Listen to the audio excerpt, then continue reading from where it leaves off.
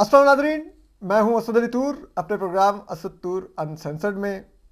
आज जो हम आपको तहलका खेज और बड़ी खबर दे रहे हैं वो है जस्टिस काजी फायज ईसा, जो सीनियर प्यूनर जज हैं सुप्रीम कोर्ट के, उनके और जो दूसरे एक जस्टिस अमीनुद्दीन खान हैं उनके खिलाफ रेफरेंस दायर होने जा रहा है। और ये रेफरेंस कौन दायर करवा रहा है, यही असल कहानी है। बड़ी ही दिलचस्प कहानी है, बहुत ही सुनने वाली है।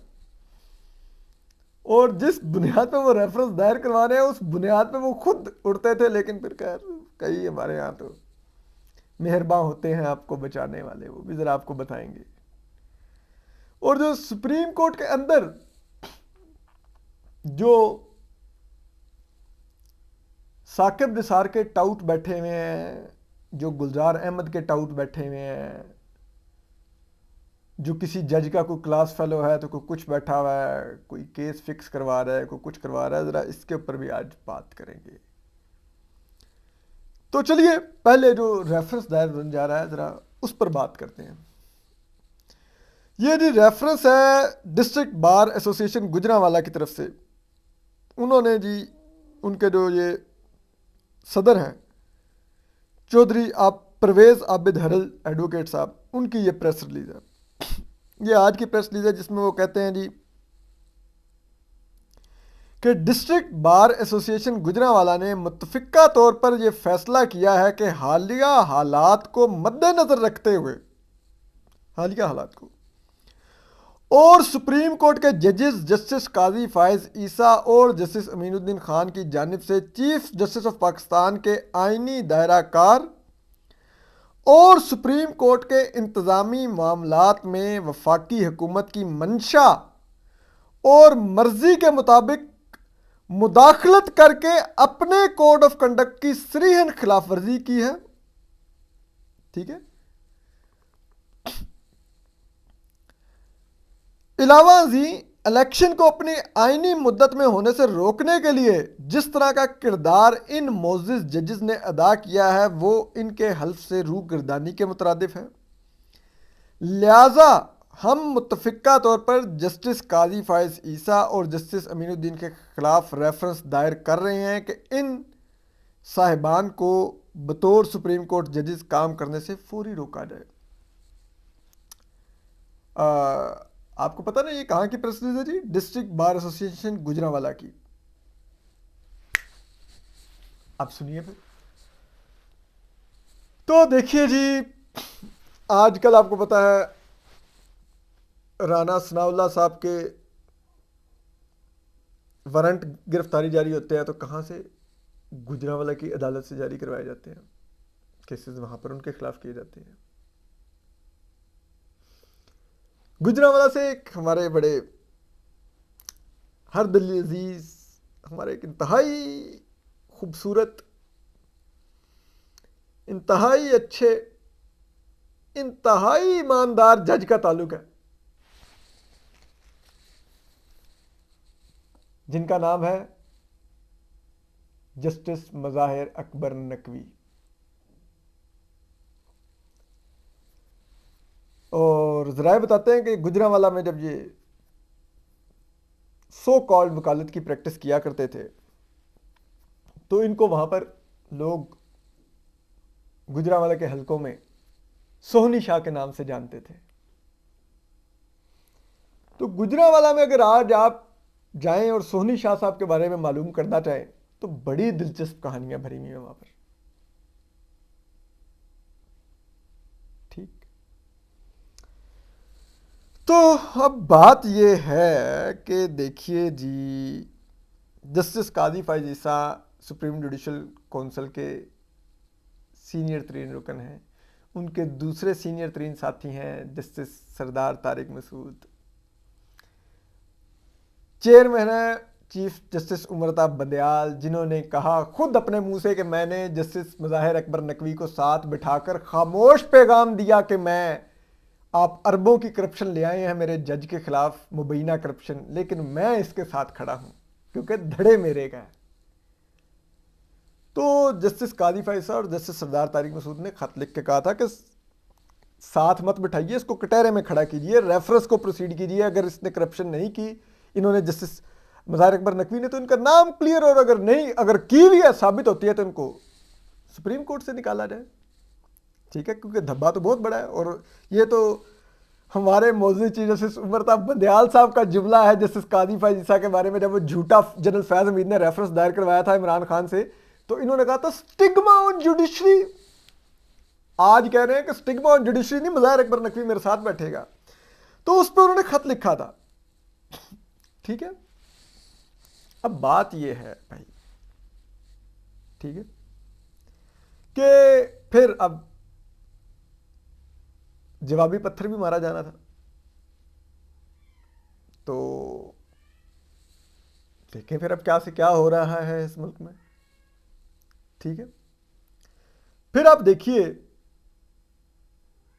कि अगर ये चौधरी परवेज आबिद हरल एडवोकेट साहब यकीनन लायर हैं और यकीनन ये कानूनी नज़ीरों को भी जानते होंगे जो पहले हुई है, तो अगर किसी जज के फैसले की बुनियाद पर उसके खिलाफ रेफरेंस दायर किया जा सकता होता, या उसको सुप्रीम कोर्ट से हटाया जा सकता होता, या हाई कोर्ट से हटाया जा सकता होता, तो जस्टिस मज़ाहिर अकबर नकवी 2016 में हटा दिए जाते, क्योंकि इनको उस वक्त के सीनियर जज जस्टिस आसिफ सईद खोसा ने, जो बाद में चीफ जस्टिस बने, उन्होंने जुडिशियल मिसकंडक्ट का जिम्मेदार करार दिया था। उन्होंने इनके फैसले को कलरफुल एक्सरसाइज करार दिया था, यानी कि मुबैना, उन्होंने कहा था कि ये मुबैना तौर पे इसमें बू है कुछ 2 नंबरी की, जो जस्टिस मज़ाहिर अकबर नकवी की एक जजमेंट थी। ठीक है, जिस पर सुप्रीम जुडिशियल काउंसिल में उन्होंने इनके खिलाफ केस मूव करके इनको शो काज भी जारी करवा दिया था। वो तो अल्लाह भला करे कि चीफ जस्टिस होते थे चेयरमैन सुप्रीम जुडिशियल काउंसिल के साकिब निसार साहब, आपको तो पता है कितने खूबसूरत और कितने ईमानदार और क्या जज थे, उन्होंने इनको बचा लिया था। ठीक है, जनरल फैज हमीद भी जस्टिस मज़ाहिर अकबर नकवी को बहुत पसंद करते थे, वो कहते थे बड़ा ही ज़बरदस्त जज है। ठीक है, तो फिर वो चार्जेस इनके खिलाफ 15 फरवरी 2018 को ड्रॉप हो गए थे कि किसी जज को फैसले की बुनियाद पर नहीं हटाया जा सकता, क्योंकि इन्होंने एक ही केस में पहले जमानत ज़राए बताते हैं रिजेक्ट की थी, फिर उसी केस में वकील बदला तो सेम ग्राउंड्स पे जमानत ले ली। तो जस्टिस आसिफ सईद खोसा ने कहा ये कैसा जज है कि एक पे प्ली रिजेक्ट करता है, दूसरे में प्ली एक्सेप्ट करता है। हाउ कैन अ जज डू दिस? एक ही ग्राउंड है और उस पर पहले वो एक फैसला देता है, दूसरी दफा फैसला दूसरा देता है, कैसे उसने डेविएट किया? तो कलरफुल एक्सरसाइज का उन्होंने नाम दिया था। तो जो मोजिज चौधरी परवेज आबिद हरल एडवोकेट साहब हैं, ये ज़रा उस ज़माने की अखबारें निकाल के पढ़ लें, वो पूरा फैसला भी पढ़ लें साबिक चीफ जस्टिस आसिफ सईद खोसा का, जो उन्होंने लिखा था जस्टिस मज़ाहिर अकबर नकवी साहब के बारे में, वो पढ़ लें ज़रा। और ये भी देख लें कि जब जस्टिस मज़ाहिर अकबर नकवी को एलिवेट होके सुप्रीम कोर्ट आना था, तो जस्टिस कादी फैज ईसा ने वही फैसला बुनियाद बना के जस्टिस मज़ाहिर अकबर नकवी की सुप्रीम कोर्ट में एलिवेशन की मुखालफत की थी और कहा था कि ये एक टेंटेड जज है। ठीक है, तो इस इतनी भी, जैसे कहते हैं ना वो, पाकिए दामन ना बढ़ाइए कि हम जैसे कमज़ोर दिल लोगों की वैसे ही तबीयत ख़राब हो जाए कि ये क्या हो रहा है। ठीक है, और वो है ना शेर, शरीके जुर्म ना होते तो मुखबरी करते, हमें खबर है लुटेरों के हर ठिकाने की। तो हम शरीके जुर्म तो ज़िंदगी में कभी नहीं रहे, इसीलिए मुखबरियाँ ही की हैं सारी उम्र, और मुखबरियों की कीमत भी अदा की है। लेकिन मसला ये है कि अब इस वक्त जो सुप्रीम कोर्ट 2 धड़ों में बटी हुई है, एक चीफ जस्टिस उमरता बंदयाल प्रस्त जजेस का धड़ा है जिसमें तमाम जूनियर जजेस हैं। एक धड़ा वो आइन पसंद जजेस का धड़ा है जिसमें तमाम सीनियर जजेस हैं सवाए चीफ जस्टिस उमरता बंदयाल और के, ठीक है, या जस्टिस एजाजुल हसन के, ठीक है, बाकी सारे junior out of way turn हुए हुए एलिवेट हुए हुए जजेस हैं उस धड़े में। तो अब जो ये justice Qazi Faez Isad, justice Sardar Tariq Masood, justice Mansoor Ali Shah, justice Yahya Afridi, justice Jamal Khan Mandokhail, justice Athar Minallah और जस्टिस अमीनुद्दीन खान वाला जो ये धड़ा है, इसमें मेजॉरिटी जजेस वो हैं जिन्होंने, आपको पता है, एक सरकारी प्लॉट नहीं लिया। जस्टिस काजी फायज ने भी एक सरकारी प्लॉट नहीं लिया हुआ, जस्टिस मंसूर अली शाह ने भी नहीं लिया हुआ, जस्टिस याहिया अफरीदी ने भी नहीं लिया हुआ, जस्टिस अतर मनिल्ला ने प्लॉट भी नहीं लिया हुआ बल्कि उस प्लॉट के खिलाफ फैसला भी दिया हुआ है। जबकि दूसरी तरफ वो आप रेफरेंस पढ़े ना, जो वो जुल्फकार समथिंग का जो रेफरेंस है जस्टिस मुज़ाहिर अकबर नकवी के साथ, कि सुप्रीम कोर्ट में आए हुए 3 साल नहीं हुए और 3 सरकारी प्लाट ले लिए जस्टिस मुज़ाहिर अकबर नकवी ने। दूसरी तरफ वो क्लास है जो जस्टिस उमरता बंदयाल साहब के साथ आए। तो क्या फ़र्क, आप क्लास का फ़र्क देखें दोनों तरफ, ठीक है। लेकिन सिर्फ यही नहीं, इस सुप्रीम कोर्ट को चलाने वाला जो अमला है उस पर भी बहुत सवालिया निशानात हैं। और ये जो आइन पसंद जजेस हैं इनको ये देखना होगा कि ये सुप्रीम कोर्ट चल रही भी किस तरह है। अब देखिए ना, सुप्रीम कोर्ट में हमेशा से ये रहा है कि जो सीनियर प्यूनियर जज होता है वो सुप्रीम कोर्ट का एडमिनिस्ट्रेटिव जज भी होता है। सुप्रीम कोर्ट के एडमिनिस्ट्रेटिव मामलात को वो देखता है। अनटिल अनलेस वो खुद एक्सक्यूज ना कर ले कि मैंने एडमिनिस्ट्रेटिव जज नहीं बनना, कोई और जज नहीं बनता होता।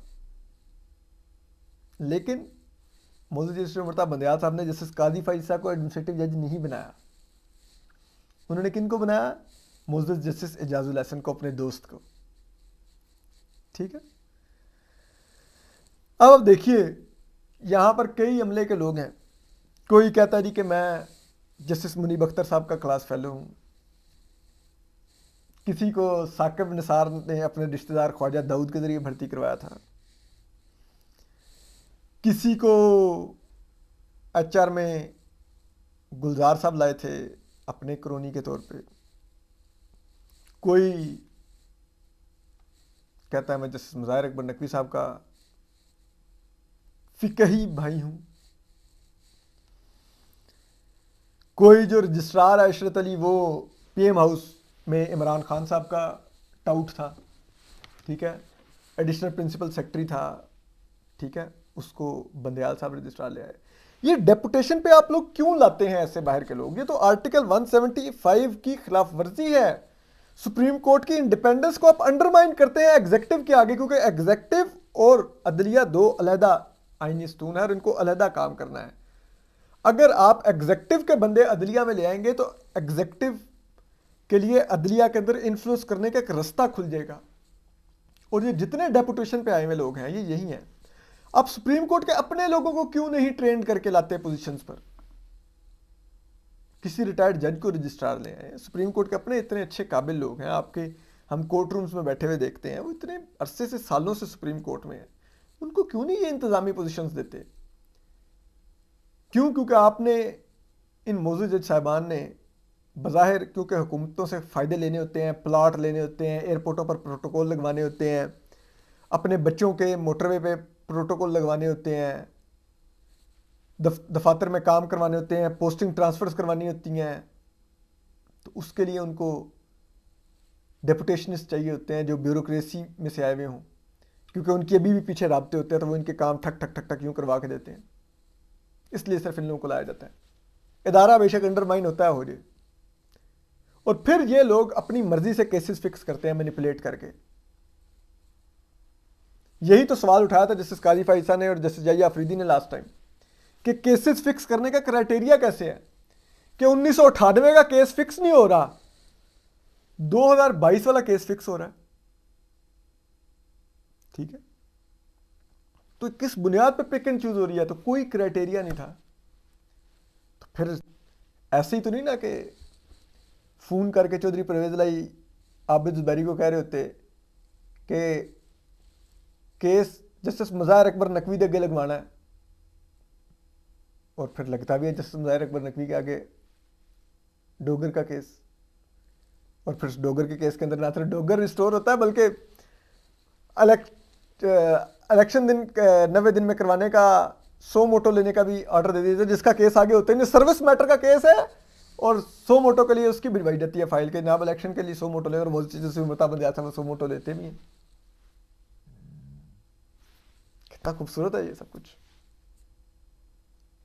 बहरहाल हम आपको अपडेट करते रहेंगे, तो ख्याल रखिए। अल्लाह हाफिज़।